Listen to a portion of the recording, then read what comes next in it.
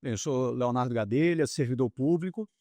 Sempre digo que o meu principal cartão de visitas é ser pai da Ana Beatriz, da Bia, que nesse ano completa 18 anos e é o meu grande orgulho. Sou filho do ex-deputado, ex-senador Marcondes Gadelha, a quem eu chamo de minha principal janela para o mundo. É através da sua trajetória que eu sempre fitei os desafios da Paraíba e do Brasil. Sou membro do Podemos, já que fazia parte do PSC desde 2009. Sou membro, portanto, há 16 anos dessa família. É um partido no qual eu me sinto muito bem, porque expressa um sentimento com o qual eu estou plenamente de acordo, que é o da busca das soluções dos problemas, fugindo dessa polarização extrema que está tomando conta do Brasil. Então, eu me apresento como o pai da Ana Beatriz, filho do Marcondes, membro do Podemos há muitos anos, apaixonado pela Paraíba e pelo Brasil.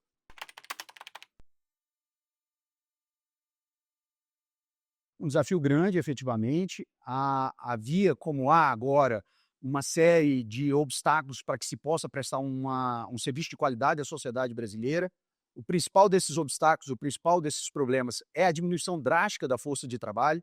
Para que vocês possam ter uma ideia, antes da minha chegada ao INSS, que se deu em 2016, a casa chegou a ter 50 mil servidores. No ano em que eu estava lá, ela flutuava entre 30 e 32 mil servidores. E agora, há pouco tempo, eu vi reportagens recentes dando conta de que a casa tinha apenas 20 mil servidores.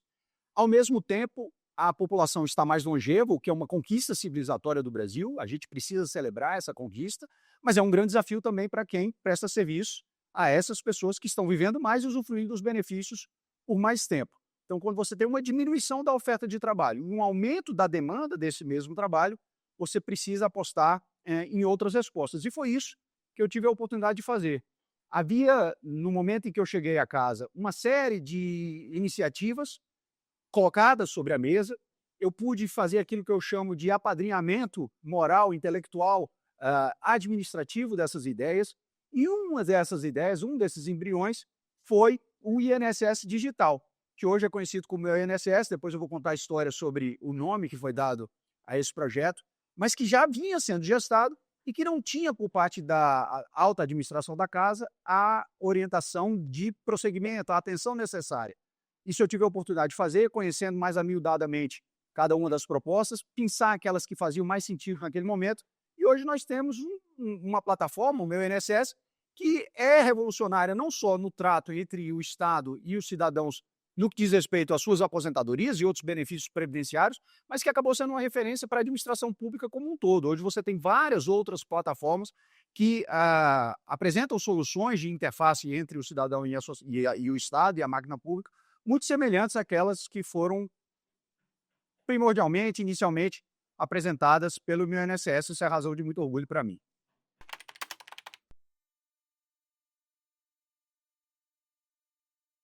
Olha, quando a gente está falando de previdência, é necessário fazer uma bifurcação.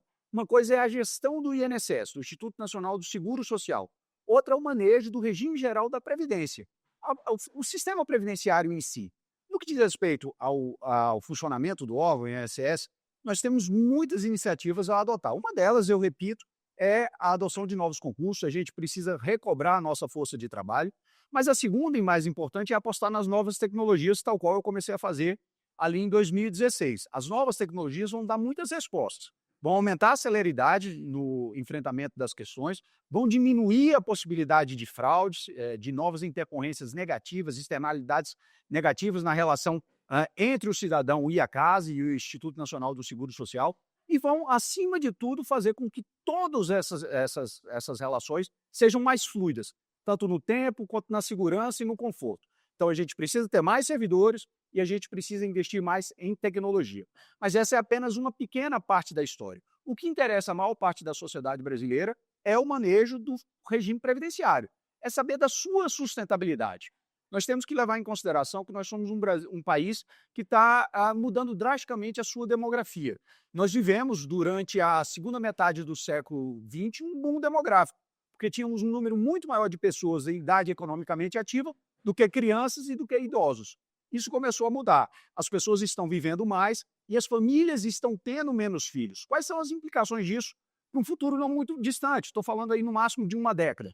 Nós teremos menos pessoas em idade economicamente ativa, e se você tem menos pessoas em idade economicamente ativa, você tem menos pessoas contribuindo para o sistema previdenciário. Na outra ponta, as pessoas estão vivendo mais e estão usufruindo dos benefícios por mais tempo, o que eu repito, é uma conquista civilizatória e precisa ser comemorado. Mas a gente precisa encontrar soluções para que o financiamento desses benefícios não seja interrompido em nenhum momento. Da maneira como a gente tem hoje, nesse momento, nesse modelo de partilha simples, o sistema previdenciário brasileiro ele é um modelo de partilha simples. O que isso quer dizer? Quem trabalha hoje contribui para quem já está aposentado. Quem trabalha hoje imagina que daqui a 20, 30 anos, quando chegar a hora da sua aposentadoria, exista uma outra geração trabalhando e contribuindo para que ele também possa fazer jus ao seu benefício, à sua aposentadoria. Mas eu repito, como a gente tem essa mudança demográfica, como a gente tem famílias tendo menos filhos e, portanto, menos pessoas ingressando no mercado de trabalho, adicionando-se a isso a chegada das novas tecnologias e da automatização, que ambos vão ceifar muitos postos de trabalho, você terá menos ocupações formais, portanto, você tem menos pessoas ingressando no mercado de trabalho e você tem a oferta de menos ocupações formais. Essa soma é muito perigosa, porque em algum momento você deixa de ter os recursos suficientes e necessários para fazer o pagamento de todo mundo que já trabalhou no passado. Então a gente precisa começar agora a planejar mecanismos de transição, ou buscar outras fontes de financiamento. Há exemplos aí muito óbvios. Eu acho que o que precisa ficar claro é que qualquer que seja essa nova fonte de financiamento, ela não pode entrar em conflito com outras demandas da sociedade brasileira. Então a gente não pode tirar dinheiro de educação, a gente não pode tirar dinheiro de saúde para botar na Previdência, mas a gente pode buscar novas fontes de financiamento. Por exemplo, a gente tem falado muito aí na margem equatorial. Há a expectativa de que se possa oferir muito dinheiro com a exploração de uma bacia enorme, de um campo enorme de petróleo na margem equatorial brasileira. Quem sabe separar uma parte dessa receita já para fazer esse fundo de transição para esse momento que vai chegar, daqui a 10, daqui a 15, daqui a 20 anos, em que nós não teremos mais a capacidade de fazer o pagamento. Buscar outras fontes de receita para que a gente não tenha uma ruptura brusca desse modelo de partilha simples. A gente tem que ir migrando paulatinamente. Ao mesmo tempo, a gente deve incentivar a constituição de fundos alternativos de previdência. Isso já existe no Serviço Público Brasileiro, ao FUNPREST, o Fundo de Previdência do Servidor Público. Desde 2012, quem ingressa no Serviço Público Brasileiro já não faz mais jus àquela aposentadoria especial, ele contribui para o INSS como todo e qualquer cidadão, e se quiser oferir uma receita maior na sua aposentadoria, ele tem que contribuir para o fundo dos próprios servidores públicos. A gente tem que incentivar a criação de mecanismos como esse e buscar outras fontes de financiamento para que a geração da minha filha, para que a geração dos meus prováveis netos não tenham essa dificuldade, para que a bomba não estoure no colo de uma única geração.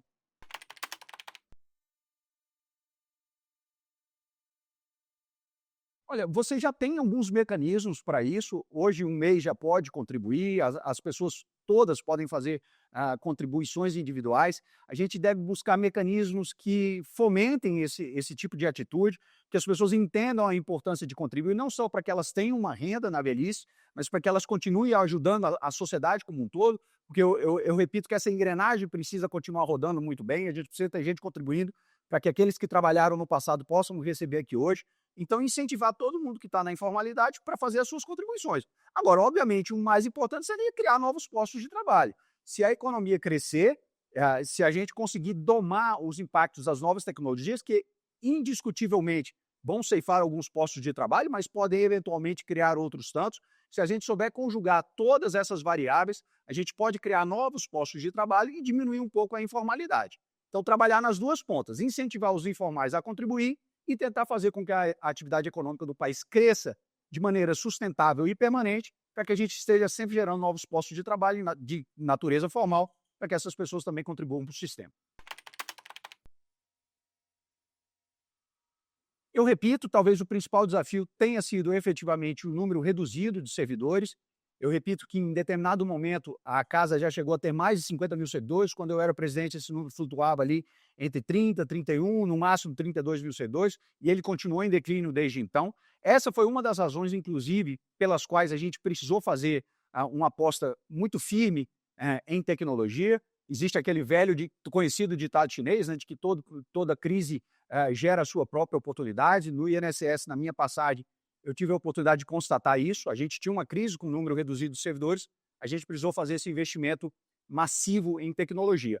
Por outro lado, é importante dizer, deixar muito claro que o corpo de servidores do INSS é um corpo muito qualificado e muito devotado ao Brasil. Isso eu encontrei. Servidores muito apaixonados pelo que faziam, dedicados, querendo solucionar o problema dos brasileiros que os procuram, mas efetivamente esbarrando nesse quantitativo pequeno de força de trabalho versus a demanda que é crescente, porque a nossa população cresce e, repito, envelhece, o que é um sinal de que o Brasil está melhorando.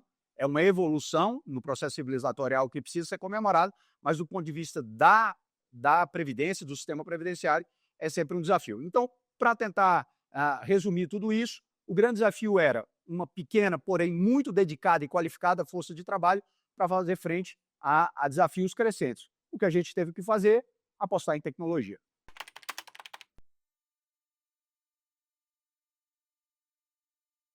Na verdade, isso é muito interessante, contar um pouco da história do meu INSS, porque como toda grande inovação, ela tem um pouco de tentativa e erro. Eu repito que quando assumi a presidência do órgão em 2016, já existiam algumas iniciativas sendo gestadas. O que faltava realmente era a gente ligar os pontos e a gente dar esse patrocínio moral. A gente precisava fazer com que essas ideias fossem conhecidas em toda a casa. Então, nós pensamos algumas dessas iniciativas e começamos a implementá-las em gerências executivas. O INSS é dividido em gerências executivas. Cada gerência executiva congloba um número X de agências. Então, a gente pegou gerências executivas que eram consideradas gerências executivas modelo e fez a implementação de cada uma dessas novas tecnologias. A gente já tinha a Central 135, que de alguma forma desafogava a demanda, mas a gente ainda convivia com problemas que eu julgava arcaicos. As pessoas eram obrigadas, por exemplo, a chegar a uma agência do INSS às 5 horas da manhã para pegar uma senha para saber se elas poderiam ser atendidas naquele momento.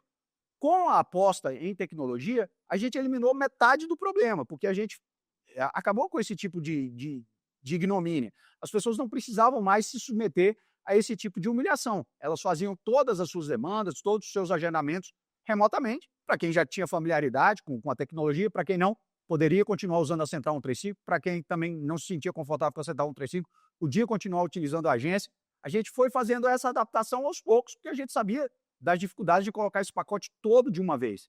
E aí a gente foi procurando parcerias, fizemos parceria com o Tribunal de Contas da União, fizemos parceria com o Ministério Público, fizemos parceria com a CGU, fomos fazendo parcerias com algumas prefeituras, e isso foi nos dando a cancha, o know-how, a expertise suficiente necessários para que a gente pudesse efetivamente, depois de um determinado momento, implementar a tecnologia para todos os brasileiros.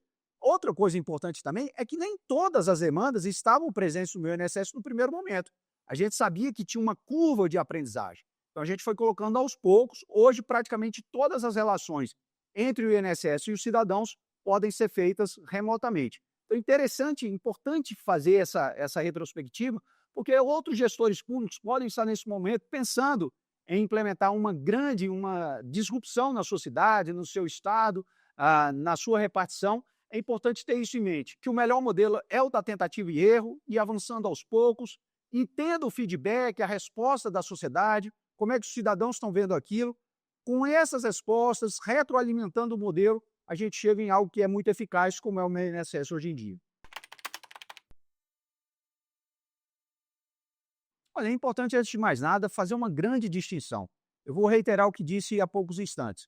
O INSS é composto, majoritariamente, na sua maioria expressiva, de servidores extremamente qualificados, provos e dedicados à causa do serviço público. E é essa gente que continua atuando todos os dias, prestando serviço de qualidade, serviço honrado para os brasileiros. É importante também informar que há muitos anos, mesmo antes da minha chegada, já existem trabalhos coordenados entre o próprio INSS, o Ministério Público, a Polícia Federal, outros órgãos de controle, para buscar e coibir essas fraudes. A gente também pode e deve apostar cada vez mais na tecnologia. A inteligência artificial vai ser uma ferramenta muito eficiente para fazer esses batimentos, esse controle, para a gente saber efetivamente se um benefício que está sendo pago no interior do Pará é justificado, se um benefício que está sendo pago no interior de São Paulo é justificado e assim por diante. A tecnologia associada a esse conjunto muito qualificado de servidores pode nos ajudar a diminuir muito, a mitigar muito esse problema das fraudes. Agora, existe uma questão que é incontornável, que é o gigantismo da casa. A gente precisa sempre levar isso em consideração. Nós estamos falando do INSS, de um órgão que maneja mais de 42 milhões de benefícios. É como se uma Argentina inteira estivesse todos os dias em relação com o INSS. Esse gigantismo, claro que aumenta a sua porosidade para que fraudes aconteçam. Acho que mais importante do que perder a credibilidade, porque tenho certeza que isso não ocorreu, eu repito que o INSS é composto majoritariamente, maioria expressiva por servidores qualificados, provos e dedicados. Mais importante é perceber aquilo que já vai sendo feito, os ganhos que a gente tem tido nesse processo de controles, ter a convicção de que a conjugação de todos esses esforços, dos esforços humanos e tecnológicos, há de, num futuro não muito distante, nos garantir quase que 100% de segurança em todas as operações do INSS. Então, não há qualquer razão para que se perca a fé na casa, não há qualquer razão para que se perca a fé nesse quadro extremamente qualificado, sério, probo e dedicado de servidores. O INSS vai, uma vez mais, mostrar o seu valor, mostrar que ele é dedicado ao Brasil e aos brasileiros. Eu não tenho dúvida de que a reforma da Previdência gerou impactos reais, ela diminuiu a pressão de mais curto prazo que era exercida sobre as contas da Previdência, mas eu repito, a gente precisa que todos os brasileiros estejam muito cientes dessa mudança demográfica. Agora não se trata mais de uma questão ideológica. Durante muito tempo, a questão da Previdência opunha visões de mundo diferentes. Eu acho que agora isso não está mais sobre a mesa. O que a gente tem é uma mudança demográfica muito acentuada. As pessoas estão vivendo mais numa ponta e as famílias estão tendo menos filhos na outra ponta. Eu sempre dou o exemplo da minha própria casa. Meu pai teve 8 irmãos, meu pai teve 3 filhos e eu tenho apenas uma filha. Isso se repete na maioria absoluta dos lares brasileiros. Se essa pirâmide se inverte como está se invertendo, a gente vai chegar em algum momento a um instante em que as pessoas que estão contribuindo serão muito menos numerosas do que aquelas que estão recebendo o benefício. É por isso que eu reitero que a gente vai precisar de novos ajustes ao longo do tempo, mas vai precisar, acima de tudo, buscar novas fontes de financiamento e incentivar a construção de modelos paralelos, complementares de previdência, a exemplo, como eu citei recentemente, do Fundo de Previdência dos Servidores Públicos.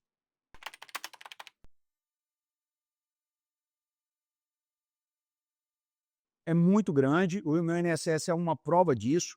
Eu repito que metade dos problemas que os cidadãos enfrentavam deixou de existir.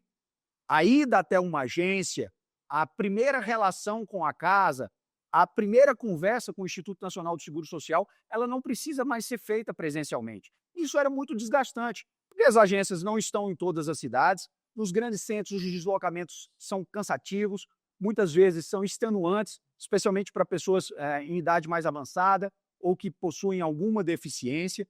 Então, a gente evitou esse deslocamento com a chegada das tecnologias. Agora a gente caminha para uma nova etapa. A legislação obriga que um benefício seja analisado com o servidor e isso é muito bom. Só um servidor pode dizer se o cidadão brasileiro deve ou não receber aquele benefício.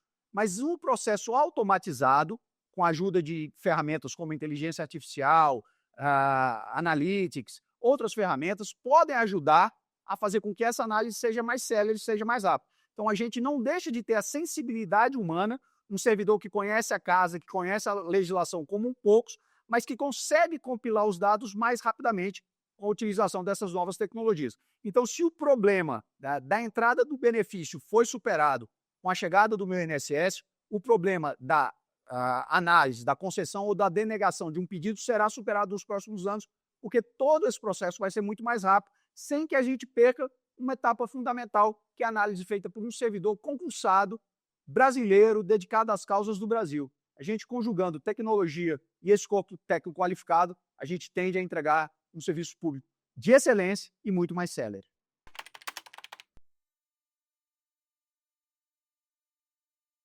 Isso é muito importante. Para que a gente não exclua ninguém, durante muito tempo a gente precisará continuar ofertando os serviços tradicionais, tanto o presencial quanto aquele executado pela central telefônica 135.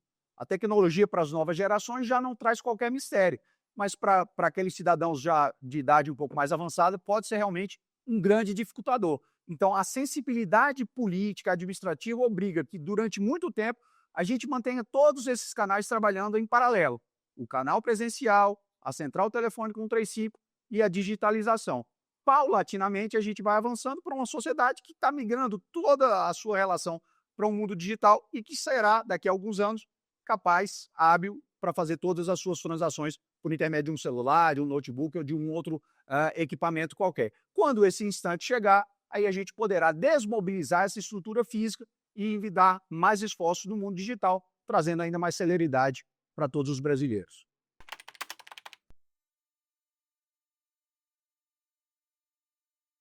Esse é um problema global. Para que você tenha uma ideia, um vizinho nosso, o Chile, passou bem pouco tempo por um ciclo muito intenso de reclamações populares, grandes movimentações, que tinha como principal pauta a remodelação do sistema previdenciário. Lá, o sistema previdenciário ele é individualista. As pessoas são obrigadas a se unir em torno de empresas ou de associações. A gente não tem um modelo de partilha como tem no Brasil. Isso fez com que uma nova Constituição fosse demandada pelos cidadãos chilenos. Isso chegou a ser confeccionado, havia necessidade de um referendo e não se chegou a um consenso muito também em função dessa discussão sobre o modelo previdenciário. Eu acho que esse modelo que a gente pode chamar de bismarckiano, porque remonta a Bismarck na Alemanha, ainda na virada do século XIX para o século XX, é um modelo que funcionou muito bem durante todo o século XX por conta dessa questão demográfica. É importante que as pessoas entendam. As pessoas não viviam muito tempo, você tinha muitas doenças que eram dramáticas, para as quais não existia tratamento, não existia cura, então as pessoas viviam muito menos. O século XX foi um século em que as pessoas ganharam muita expectativa de vida. Aqui no Brasil, para que se tenha uma ideia, essa expectativa cresceu ao longo do século XX cerca de 40 anos. Então, o modelo, infelizmente, deixou de ser autossustentável por conta de um ganho civilizatório. Eu vou sempre falar disso. Pode parecer um paradoxo, mas precisa ser comemorado. A gente está vivendo mais, os cidadãos estão vivendo mais, porque a gente melhorou a qualidade de vida como um todo da sociedade brasileira, porque a gente conseguiu encontrar a cura para muitas doenças, as pessoas estão vivendo mais. Mas a gente precisa que tenhamos pessoas no mercado de trabalho contribuindo para que essas pessoas possam oferir os seus benefícios. E, infelizmente, as famílias estão tendo menos filhos. É uma opção, ninguém pode ser obrigado. Existem países hoje, coloco isso como ponto para reflexão coletiva, existem países que estão incentivando financeiramente famílias a terem filhos. Isso já não é algo tão novo. Vários países estão dando um incentivo para que as famílias tenham mais filhos, um incentivo financeiro para que as famílias tenham mais filhos, para que a gente possa manter tanto o mercado de trabalho quanto o mercado consumidor aquecidos ao longo dos próximos anos. Eu não estou dizendo que esse é o caso, mas estou dizendo que esse é um modelo que precisa ser pelo menos discutido pela sociedade brasileira. Agora, se nada disso for o que a gente escolhe abraçar, eu devo lembrar que a gente vive em uma democracia, todas as decisões tomadas pelo Poder Executivo e pelo Poder Legislativo, elas, em tese, foram facultadas pela sociedade brasileira, porque no Brasil todos são eleitos, então um presidente da República, um governador, um prefeito, os vereadores, os deputados estaduais, deputados federais, senadores, todos foram eleitos pela sociedade brasileira e estão legislando em nome dessa mesma sociedade. Então a gente precisa fazer essa reflexão de uma maneira coletiva, mas sabendo que serão esses nossos representantes que vão estar no Congresso Nacional tomando as decisões. Então essa reflexão coletiva precisa ser feita. Nós vamos manter esse modelo bismarckiano, esse modelo de partilha simples, que é justo, porque no final da vida, quando as pessoas têm menos capacidade de trabalho, quando elas estão mais debilitadas, elas precisam desse auxílio e elas contribuíram a vida inteira para fazer jus a esse auxílio. Então, do ponto de vista moral, do ponto de vista coletivo, me parece uma solução muito engenhosa e muito satisfatória, mas a gente precisa encontrar a solução financeira para esse dilema. E como é que se encontra a solução financeira para esse dilema? Buscando outras fontes, e eu acho, repito, reitero, que a busca dessas outras fontes não pode se contrapor a serviços que já sejam prestados à sociedade. Então a gente não pode tirar dinheiro da educação, a gente não pode tirar dinheiro da saúde para colocar na Previdência, a gente tem que buscar fontes que ainda não estejam sendo utilizadas. Eu cito, por exemplo, a margem equatorial, há a expectativa de que a gente possa oferir muitos recursos com a exploração de petróleo. As novas energias, as energias alternativas, o Brasil vai se transformar numa grande potência energética ao longo dos próximos anos, porque a gente tem sol e vento em abundância. Isso também pode gerar muita receita para a sociedade brasileira e outras coisas que a gente sequer está vendo agora. Eu repito que nós estamos aí na iminência de uma onda avassaladora de novas tecnologias, que vai trazer muitos desafios. A gente vai ter que ter muita tranquilidade para encontrar o ponto de equilíbrio do avanço dessas tecnologias, para que elas não gerem só problemas, para que elas também gerem oportunidades e que elas possam gerar riquezas, para quem sabe a gente também ajudar no financiamento. Então, a Previdência, mantidas as condições atuais, sim, ela em algum momento terá um grande problema de financiamento. Mas se a gente, desde já, começar a planejar, encontrar soluções alternativas, modelos, fontes de financiamento alternativos, aí a gente dá uma sobrevida e, quem sabe, uma sustentabilidade para o modelo previdenciário brasileiro ao longo das próximas gerações.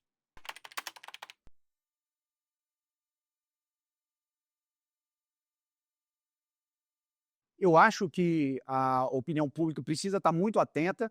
Nós que militamos politicamente temos uma responsabilidade muito grande nesse tocante. A gente precisa colocar esse debate na ordem do dia. As pessoas precisam entender quais são os riscos embutidos em não se fazer nada. Eu repito que se nada for feito, em algum momento, alguma geração vai ter uma bomba que estourará sobre o seu colo. Então a gente precisa começar a mostrar para os mais jovens, aqueles que estão entrando no mercado de trabalho agora, aqueles que ainda estão estudando, que é necessário começar a fazer a sua própria reserva, sem deixar de contribuir para o modelo previdenciário atual. Aqueles que tiverem condição de partir para um modelo de previdência complementar devem fazê-lo. Essa educação financeira é fundamental para a gente dar sustentabilidade ao modelo previdenciário brasileiro. Eu repito, não é mais uma questão de divisão ideológica, não importa mais se você é de esquerda, de direita ou de centro.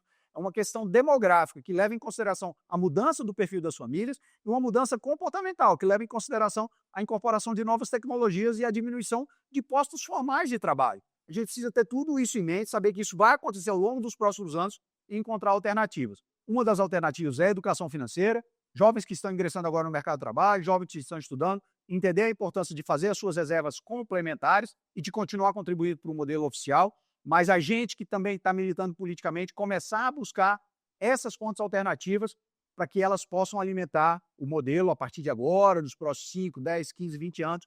Repito, o importante é que a gente não deixe que essa bomba, não empurrar isso com a barriga, não deixar essa bomba estourar no colo de uma única geração, porque se nada for feito, é justamente isso que vai acontecer.